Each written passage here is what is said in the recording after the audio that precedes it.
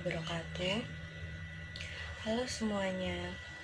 Pada video kali ini, saya akan membahas tentang tema teknik audit investigatif dengan wawancara dan interogasi. Video ini dibuat guna memenuhi tugas ujian akhir semester mata kuliah audit investigatif. Sebelumnya, terlebih dahulu, perkenalkan nama saya Siti Amanatun, NIM 1705520228 dari kelas S1 Audit Investigatif, Program Studi Akuntansi, Universitas Teguh Bang Semarang. Dalam video ini, saya akan membahas beberapa pokok bahasan, diantaranya yaitu yang pertama ada fenomena wawancara dan interogasi di Indonesia. Yang kedua ada pengertian wawancara dan interogasi. Yang ketiga ada ciri-ciri wawancara dan interogasi. Yang keempat ada teknik dasar wawancara. Yang kelima ada manfaat melakukan wawancara sebelum interogasi. Yang keenam, ada 3 tingkatan yang digunakan untuk komunikasi dalam wawancara. Yang ketujuh adalah hal yang dilakukan dalam wawancara. Yang kedelapan, ada saran pengadaan ruang untuk wawancara. Yang kesembilan ini ada langkah-langkah yang harus dilakukan saat interogasi. Dan yang terakhir atau yang ke-10 adalah perbedaan wawancara dengan interogasi.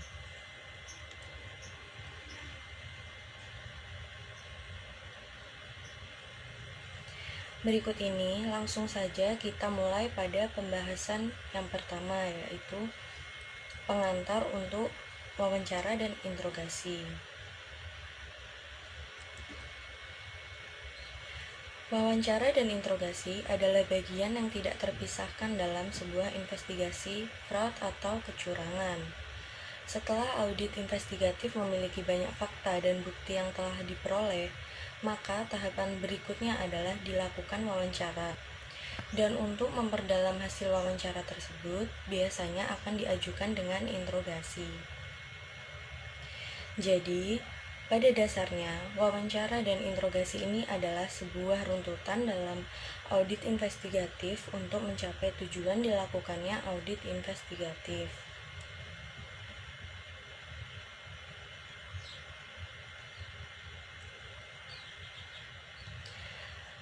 Tuana Kota menyatakan bahwa wawancara dan interogasi ini merupakan suatu teknik atau alat investigasi yang sangat penting.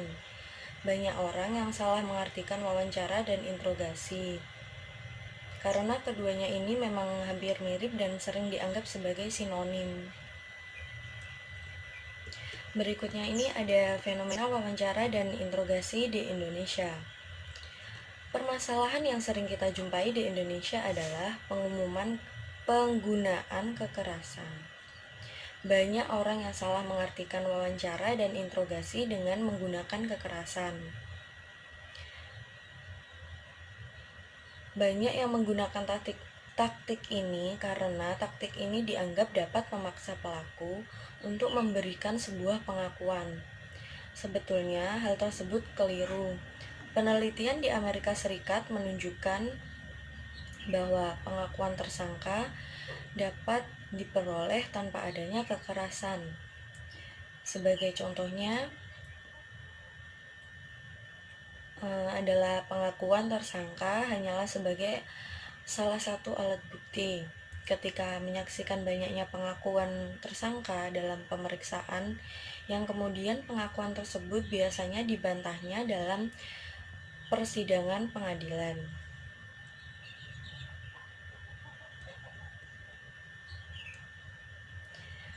Berikut ini adalah contoh kekerasan dalam wawancara dan interogasi.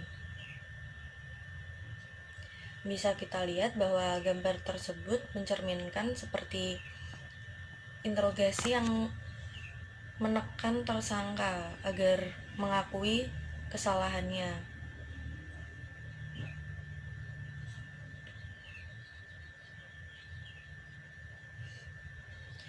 Oke, Berikutnya ini saya akan menjelaskan pengertian wawancara dan interogasi agar dapat lebih dipahami lagi oleh kita semua.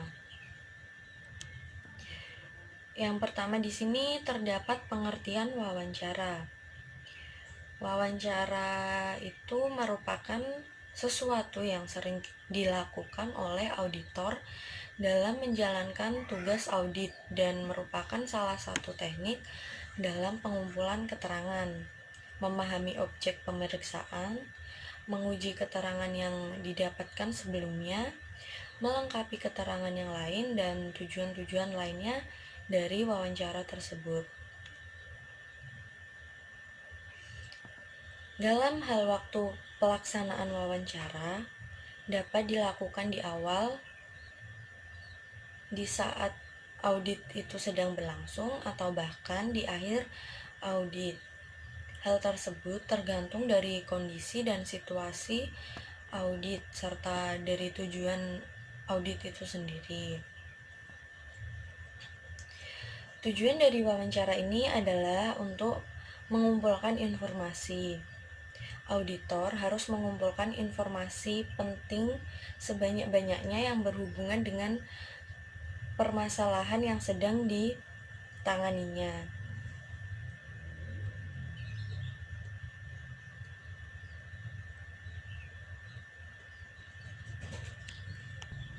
Sedangkan berikutnya ini adalah pengertian dari interogasi.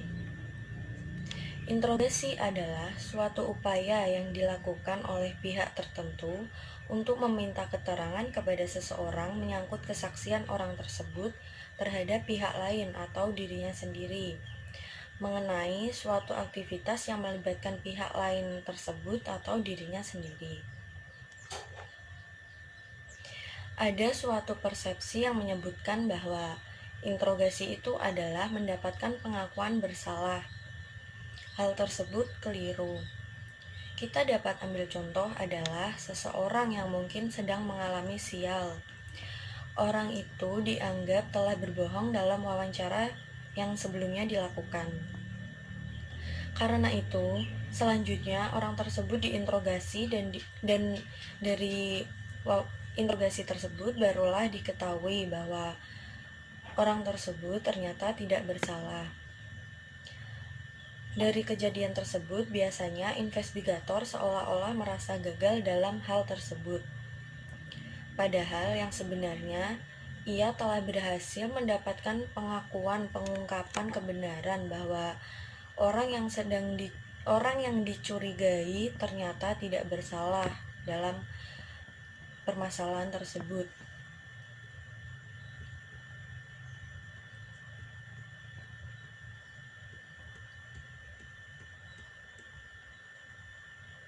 Berikutnya ini adalah ciri-ciri dari wawancara. Wawancara itu bersifat netral atau tidak menuduh. Dalam segi substansi atau caranya, meskipun investigator mempunyai alasan untuk percaya bahwa yang bersangkutan terlibat dalam tindak kejahatan, sehingga menimbulkan rasa percaya dan hormat dengan orang yang diwawancarai. Yang berikutnya ini adalah tujuan dari wawancara. Tujuan dari wawancara adalah untuk mengumpulkan informasi selama wawancara berlangsung.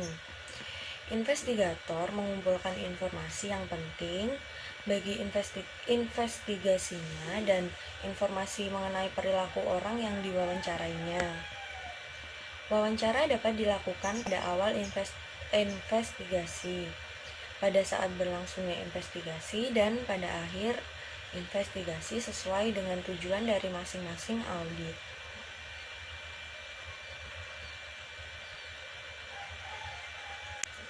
Berikutnya adalah wawancara harus bersifat cair atau tidak terstruktur. Jadi bahasannya tidak harus urut. Jadi bisa lompat-lompat dalam memberikan pertanyaan. Investigator sebaiknya secara kreatif dapat mengembangkan pertanyaan yang sesuai dengan informasi yang diterima selama wawancara. Berikutnya adalah catatan hasil wawancara dilakukan dari awal sampai akhir. Hal ini berguna setelah pendokumentasian, menyembunyikan informasi dari pihak yang diwawancarai yang dianggap penting untuk auditor.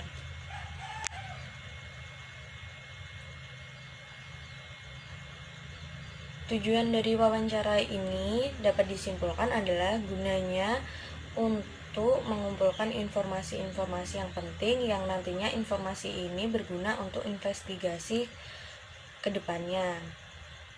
Berikutnya, sedangkan ciri-ciri dari interogasi adalah interogasi itu bersifat menuduh. Berdasarkan prinsipnya bahwa seorang yang tidak bersalah tidak akan memberikan keterangan yang bertentangan dengan kepentingan pribadinya secara sukarela, kecuali apabila dia yakin bahwa investigator mempunyai keyakinan tentang kesalahannya. Yang berikutnya adalah interogasi dilakukan dengan persuasi aktif. Maksudnya ini adalah bahwa investigator meyakini bahwa orang yang diwawancarai telah melakukan kebohongan sebelumnya, yaitu pada saat wawancara berlangsung. Berikutnya adalah tujuan interogasi. Tujuan interogasi ini adalah untuk mengetahui yang sebenarnya, yaitu tentang apa yang sebenarnya terjadi, siapa yang sebenarnya melakukan, dan berapa nilai yang ditimbulkan dari fraud atau kecurangan yang sebenarnya. Berikutnya adalah dilakukan dalam lingkungan terkendali atau terkontrol. Jadi, investigator sudah mengetahui harus bertindak seperti apa-apa saja nantinya saat interogasi itu dilakukan. Mempunyai keyakinan atas salahnya seseorang atau tidak. Interogasi hanya dilakukan jika investigator memiliki keyakinan yang memadai tentang salahnya seseorang. Jadi, auditor itu harus yakin jika orang yang diinterogasi itu mereka bersalah. Lalu berikutnya tidak boleh membuat catatan sampai tertuduh menceritakan yang sebenarnya dan ketetapan hati untuk tidak beringsut dari posisi itu. Jadi dapat kita ketahui bahwa tujuan interogasi itu adalah untuk mengetahui yang sebenarnya terjadi, siapa yang sebenarnya melakukan, dan jumlah nilai yang ditimbulkan dari fraud atau kecurangan tersebut. Oke, yang berikutnya ini ada teknik dasar dalam wawancara. Beberapa yang harus dikuasai ketika akan melakukan wawancara diantaranya yaitu ada kematangan pribadi, ada gaya dan karakter, serta koordinasi dan kerjasama. Saya akan menyebutkan satu persatu dari ini. Yang pertama ada kematangan pribadi. Kematangan pribadi ini berupa sikap mental, kemampuan pengetahuan yang dimiliki, dan penampilan fisik, serta sebagainya. Yang berikutnya ini ada gaya dan karakter. Ini berupa intonasi suara, ada tatapan muka, ekspresi wajah, kemampuan memahami situasi dan kondisi ataupun sebagainya. Yang ketiga ini ada koordinasi dan kerjasama. Koordinasi dan kerjasama ini meliputi seperti teknik improvisasi, fleksibilitas atau tidak kaku, dan pengalaman berinteraksi atau sebagainya. Oke, kita lanjutkan pembahasan yang berikutnya, yaitu ada manfaat melakukan wawancara sebelum interogasi. Jadi, sebelum dilakukan interogasi tadi kan dilakukan wawancara terlebih dahulu. Hal tersebut berguna sebagai berikut contohnya ya. Ada mengorek informasi penting. Selama wawancara berlangsung, auditor seringkali mengorek keterangan penting mengenai tertuduh yang sangat berharga selama waktu interogasi. Jadi selama waktu interogasi berlangsung, auditor harus mengorek informasi-informasi penting dari tersangka.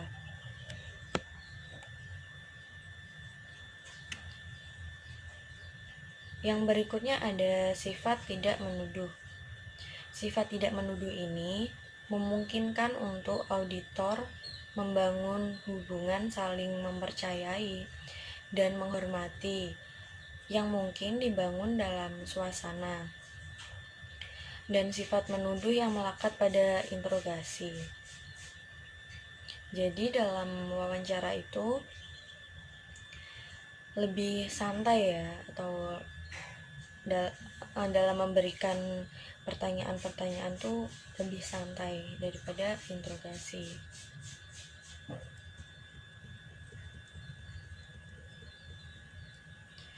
Yang berikutnya ada keuntungan psikologis bagi investigasi. Agar interogasi itu berhasil, maka tertuduh harus mempercayai investigator bahwa ia tidak memihak dan jujur. Ini akan lebih mudah dicapai apabila investigator menawarkan kepada yang tertuduh untuk menceritakan sejujurnya apa yang terjadi melalui wawancara. Jadi jika yang tertuduh itu diwawancarai sebelumnya, akan lebih mudah untuk mengetahui apa aja yang kesalahan yang dilakukan, dan hal itu nantinya akan dibuat menjadi barang bukti dan dilanjutkan di interogasi. Yang berikutnya ini adalah tidak adanya jaminan tertuduh akan mengaku. Kalau ia diwawancarai terlebih dahulu dan memberikan keterangan palsu selama interogasi berlangsung, investigator dapat menggunakan keterangan dari hasil wawancara yang mengungkapkan bahwa tersangka sedang berbohong. Hal ini akan membawanya ke arah yang lebih dekat dengan putusan pengadilan yang menyatakan bahwa ia bersalah. Jadi, manfaatnya dilakukan wawancara sebelum interogasi ini, investigator sudah mendapatkan barang bukti bahwa tersangka itu berbohong pada wawancara sebelumnya. Jadi, akan dilanjutkan di interogasi, dan jika diinterogasi tersangka tidak mengakui kesalahannya, maka akan diberikan hasil dari wawancara yang menyebutkan bahwa tersangka tersebut sedang berbohong dalam interogasi. Berikutnya ini kita akan beralih ke pokok bahasan berikutnya. Di sini ada 3 tingkatan atau saluran yang digunakan untuk komunikasi dalam wawancara.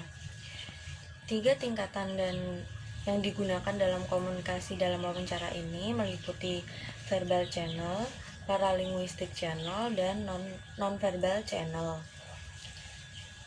Berikut ini akan saya jelaskan satu persatu dari 3 tingkatan tersebut.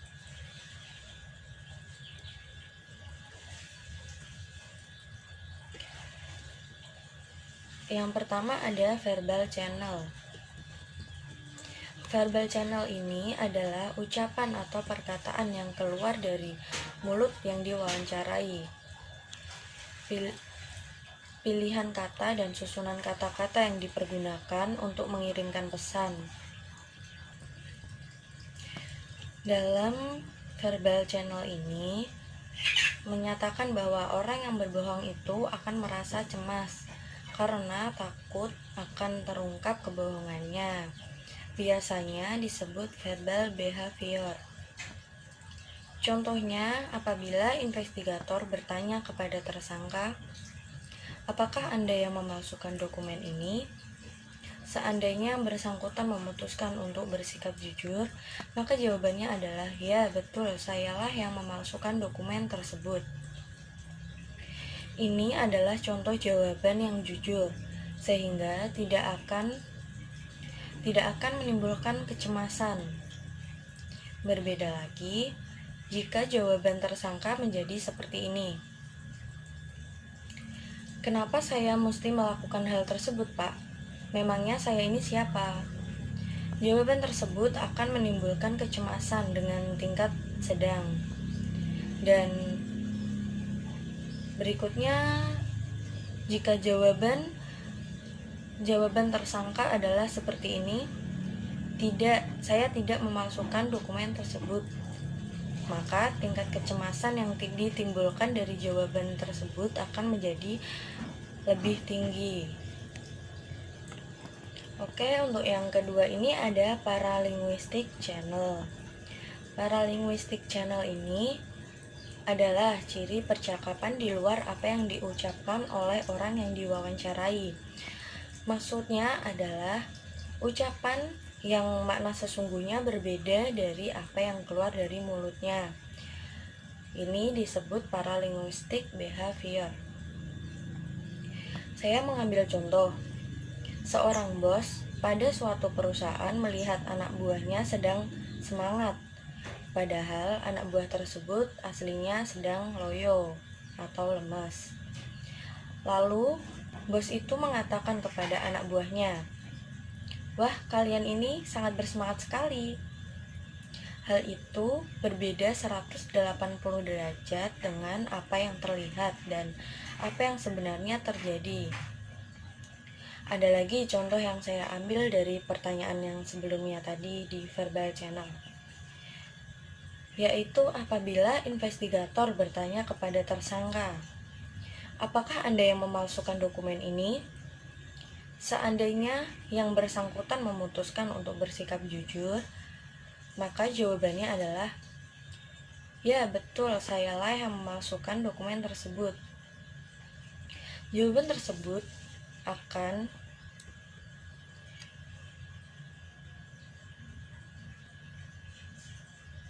dari jawaban tersebut menunjukkan bahwa pelaku memang memalsukan dokumen tersebut. Jawaban tersebut diikuti dengan paralinguistic behavior berupa ucapan berbisik pelan yang nyaris tidak terdengar seraya berkata, "Saya hilaf, Pak." Inilah contoh dari paralinguistic channel. Yang berikutnya ini ada nonverbal channel. Nonverbal channel ini adalah sikap tubuh, gerak-gerik tangan, dan mimik wajah yang orang yang diwawancarai. Jadi, setiap ucapan yang diperkuat dengan modifikasi dengan gerak tubuh atau bahasa tubuh biasanya disebut nonverbal behavior.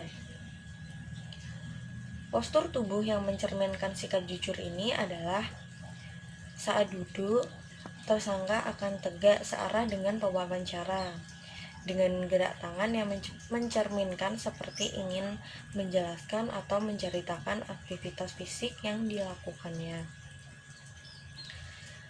Jika seseorang tersebut berbohong, biasanya dibarengi dengan gerakan kaki yang mencerminkan ketidakjujuran, seperti hentakan kaki. Hentakan kaki ini mengisyaratkan bahwa tersangka yang diwawancara ini kurang setuju dengan pertanyaan yang diberikan oleh investigator dan dianggap mengganggu, jadi biasanya dibarengi dengan hentakan kaki. Saya mengambil contoh dari pertanyaan tadi, yaitu apabila investigator bertanya kepada tersangka seperti ini, "Apakah Anda yang memalsukan dokumen ini?" Seandainya yang bersangkutan memutuskan untuk bersikap jujur, maka jawabannya adalah, "Ya, betul, sayalah yang memalsukan dokumen tersebut." Dan jawaban tersebut akan dibarengi dengan anggukan kepala yang mencerminkan bahwa ia benar-benar memalsukan dokumen tersebut. "Ya, betul, sayalah yang memalsukan dokumen tersebut." Seperti itu adalah contoh nonverbal channel.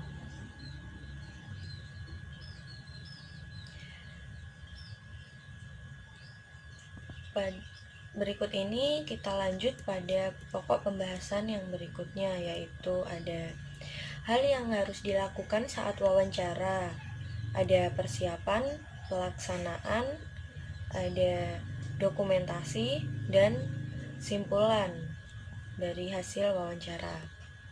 Saya akan menjelaskan satu persatu dari hal-hal yang dilakukan dalam saat wawancara berlangsung. Yang pertama ada persiapan. Persiapan ini sebelum dilakukan wawancara dari awal atau saat berlangsungnya wawancara atau bahkan di akhir wawancara, sebaiknya persiapkan terlebih dahulu dengan matang, seperti pemahaman akan tujuan dilakukan wawancara tersebut, penguasaan terhadap materi yang akan ditanyakan, dan alat atau bahan yang digunakan sebagai penunjang dalam wawancara. Berikutnya ini ada pelaksanaan. Dalam pelaksanaan wawancara, sedapat mungkin harus menguasai teknik, prosedur, dan situasi serta kondisi. Dari pelaksanaan ini ada beberapa hal yang perlu diperhatikan, seperti fokus pada materi wawancara. Meskipun sesekali mengalihkan atau menyegarkan kembali sehingga pihak yang diwawancarai tidak merasa tertekan atau terpaksa untuk memberikan informasi atau tidak memberikan informasi. Ada yang berikutnya ada bersikap tetap tenang. Bersikap tetap tenang ini atau tidak emosional terhadap apapun yang dimaksudkan oleh pihak yang diwawancarai, tanpa bermaksud untuk membenarkan ataupun menyalahkan. Yang terpenting adalah mendapatkan informasi atau jawaban yang sesungguhnya tanpa dibuat-buat.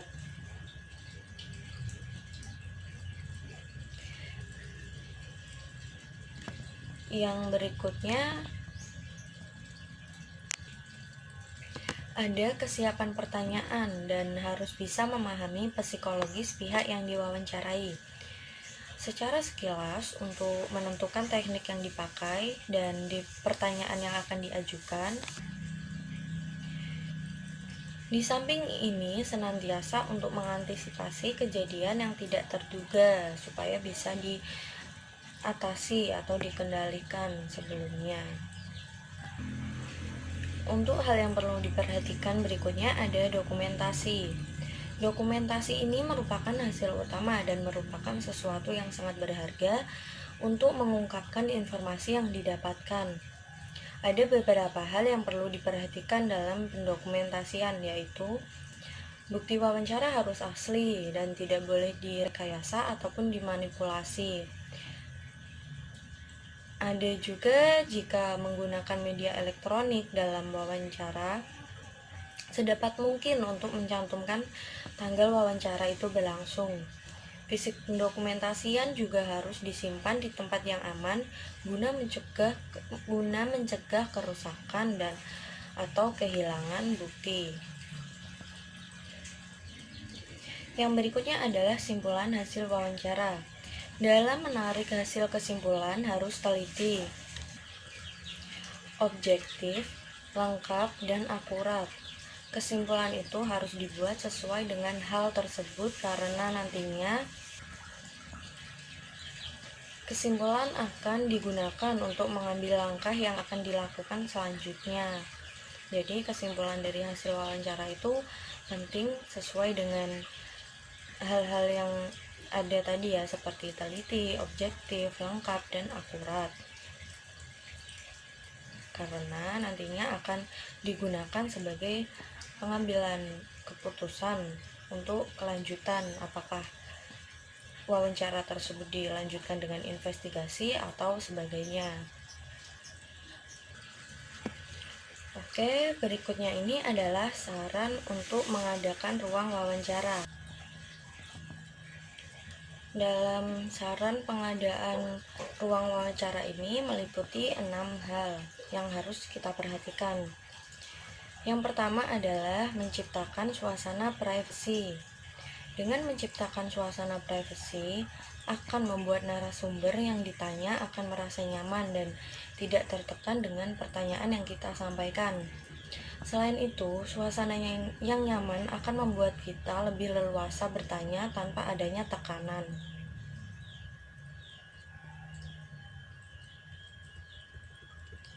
Yang berikutnya adalah yang kedua. Pintu ruang seharusnya tidak terkunci dan tidak boleh ada penghalang apapun bagi yang diwawancarai untuk meninggalkan tempat. Pintu pada ruangan wawancara memang seharusnya tertutup. Akan tetapi pintu tidak boleh dikunci. Jadi tidak boleh ada halangan apapun bagi narasumber untuk meninggalkan ruangan wawancara tersebut. Yang ketiga ini ada hilangkan segala sesuatu yang bisa mengganggu, seperti contohnya dinding dengan warna-warni yang mencolok dan lukisan ataupun hiasan dinding lainnya. Karena jika dinding dengan warna-warni mencolok dan adanya hiasan dinding, saya rasa itu akan cukup mengganggu fokus pada saat menjawab pertanyaan yang diberikan. Maka dari itu, sebaiknya menghilangkan segala sesuatu yang mengganggu dalam ruangan. Dan ruangan dibuat sesimpel mungkin. Berikutnya yang keempat adalah cukupnya penerangan ruangan. Penerangan ruangan harus cukup, namun tidak boleh menyilaukan atau terlalu gelap, agar tidak menghalangi wajah dan perilaku orang yang diwawancarai. Jika penerangan terlalu gelap, akan dianggap menyusahkan dalam melihat gerak-gerik narasumber, karena kurang terlihat jelas apa-apa saja yang dilakukan oleh narasumber tersebut.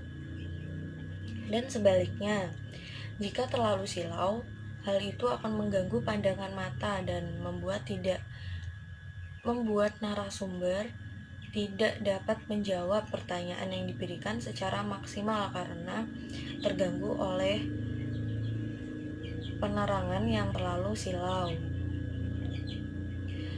Berikutnya yang kelima adalah meminimalkan kebisingan. Contoh dengan meletakkan telepon pada ruangan jangan meletakkan telepon pada ruangan tersebut.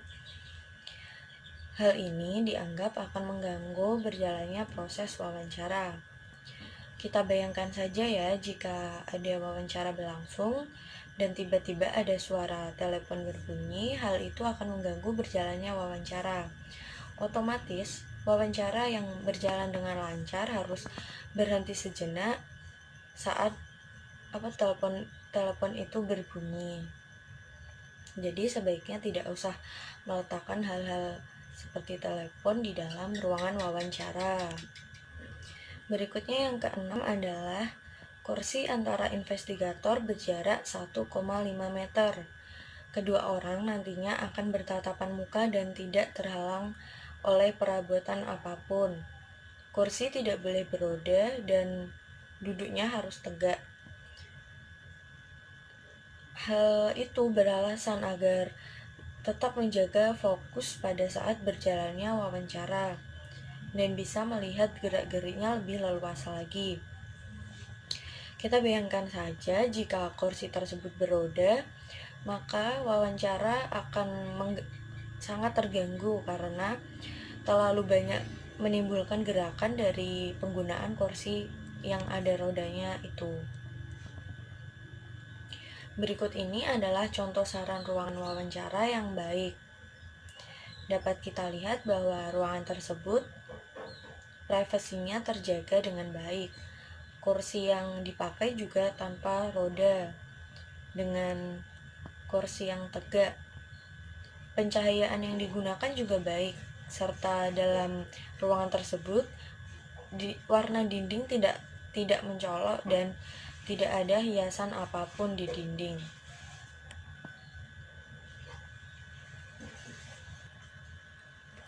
Oke, berikutnya kita lanjut ke pokok bahasan berikutnya, yaitu ada langkah-langkah yang harus dilakukan saat interogasi. Yang pertama adalah direct positive confrontation Pada awal interogasi, tersangka mengamati investigator secara seksama. Ia menilai apakah investigator yakin bahwa ia bersalah tanpa adanya keraguan sedikit pun. Investigator menembakkan sangkaan secara langsung atau direct dan mengkonfrontasi tersangka secara tegas. Jadi, investigator harus benar-benar yakin bahwa tersangka benar-benar bersalah dalam permasalahan tersebut. Yang berikutnya ini adalah interrogation time. Tersangka yang bersalah mencari pembenaran sebelumnya atau ketika ia melakukan kejahatan. Pertanyaan investigator berisi tema tertentu langsung ditangkap tersangka yang bersalah tersebut. Tema-tema itu seperti contohnya permasalahan keuangan yang mendesak, manusia lain atau dalam paksaan dan sebagainya, serta kambing hitam. Investigator akan memancing pembicaraan ke arah tema-tema tersebut dengan harapan tersangka akan menjawab pengakuan dengan dibungkus tema-tema tersebut. Jadi mungkin contohnya adalah tersangka tersebut melakukan kecurangan karena permasalahan keuangan yang mendesak. Maka dari itu tersangka melakukan kesalahan tersebut. Berikutnya yang ketiga adalah handling denials. Bagi investigator tidak mudah untuk mendapatkan sebuah pengakuan. Tersangka yang bersalah dan tidak bersalah akan memberikan penyangkalan seperti contohnya sebelumnya. Apabila investigator bertanya kepada tersangka seperti ini, apakah Anda yang memalsukan dokumen ini? Maka tersangka akan menjawab, untuk apa saya melakukan hal tersebut, Pak? Memangnya saya ini siapa? Itu adalah contoh menyangkal dari sebuah pengakuan dengan beralasan untuk apa dia memalsukan dokumen tersebut dan dia itu siapa dia yang bisa memalsukan dokumen seperti itu. Hal itu dianggap menyangkal. Berikutnya yang keempat adalah overcoming objection. Dalam hal ini, investigator berupaya mengatasi benteng pertahanan kedua dari tersangka. Benteng pertahanan pertama adalah penyangkalan, dan benteng pertahanan kedua adalah keberatan. Tersangka yang melihat kesia-siaan dalam upayanya menyangkal akan mengubah taktiknya menjadi keberatan. Misalnya saja ya, saya contohkan di sini. Jika Anda menyangkal terus dari pertanyaan, maka interogasi ini akan semakin lama berjalan. Lalu tersangka akan menjawab pernyataan tersebut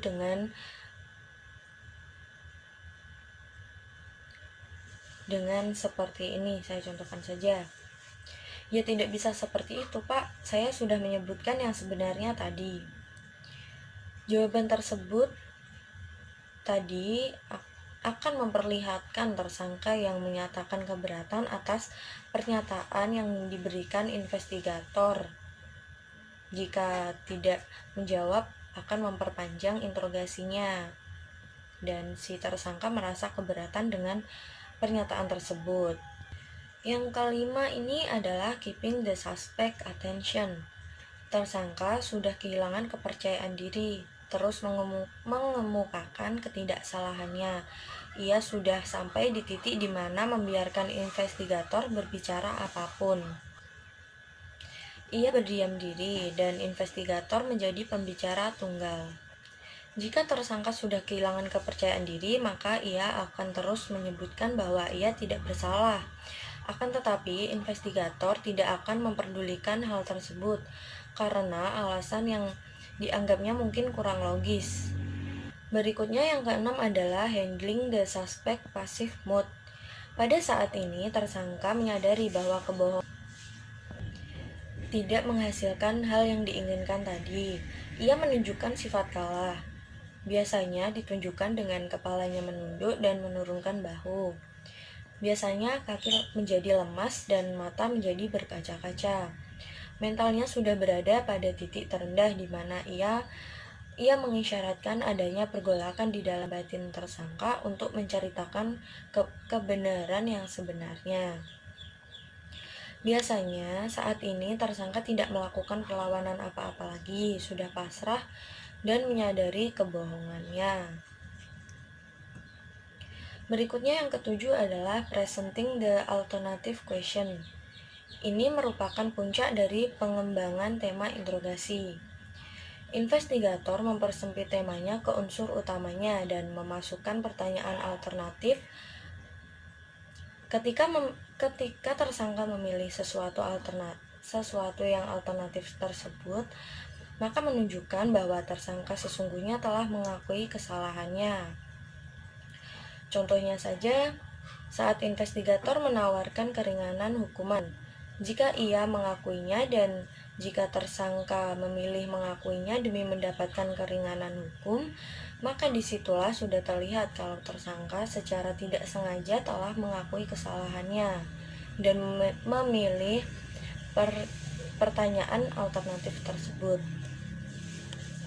Oke, selanjutnya yang ke-8 ini ada bringing the suspect into the conversation.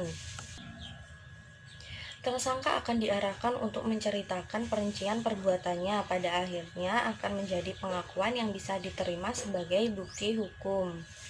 Yang ke-9 atau yang terakhir adalah the written confession. Ini adalah puncaknya tersangka memberikan pengakuan secara tertulis dari kesalahan yang telah diperbuatnya. Oke, kita lanjut pada slide berikutnya. Ini adalah pokok bahasan yang terakhir, yaitu perbedaan wawancara dan interogasi. Dari ciri-ciri yang sudah saya jelaskan tadi, menyebutkan bahwa wawancara bersifat netral dan tidak menuduh, sedangkan jika interogasi bersifat menuduh. Berikutnya adalah dari segi tujuan. Tujuan dari wawancara itu adalah untuk mengumpulkan informasi, sedangkan tujuan dari interogasi adalah untuk mengetahui yang sebenarnya terjadi. Lalu berikutnya adalah wawancara dapat dilakukan pada awal investigasi, pada saat berjalannya investigasi, dan pada akhir audit berlangsung, sedangkan interogasi dilakukan setelah wawancara berlangsung, baru bisa melakukan interogasi. Hal ini seperti yang sudah saya jelaskan tadi, gunanya untuk mempermudah kelangsungan interogasi. Jadi, sebelum interogasi dilakukan wawancara terlebih dahulu. Yang berikutnya adalah wawancara harus bersifat cair atau tidak terstruktur. Sedangkan jika interogasi semuanya sudah dalam kendali atau terkontrol. Berikutnya adalah catatan dari hasil wawancara dilakukan dari awal sampai akhir, sedangkan interogasi tidak boleh membuat catatan sampai yang tertuduh menceritakan apa yang sebenarnya terjadi. Oke, dari pembahasan materi yang sudah saya jelaskan tadi, bisa diambil kesimpulan bahwa wawancara dan interogasi ini sering sekali dianggap sama, bahkan sering dianggap sebagai sinonim karena mungkin orang-orang kurang mengetahuinya.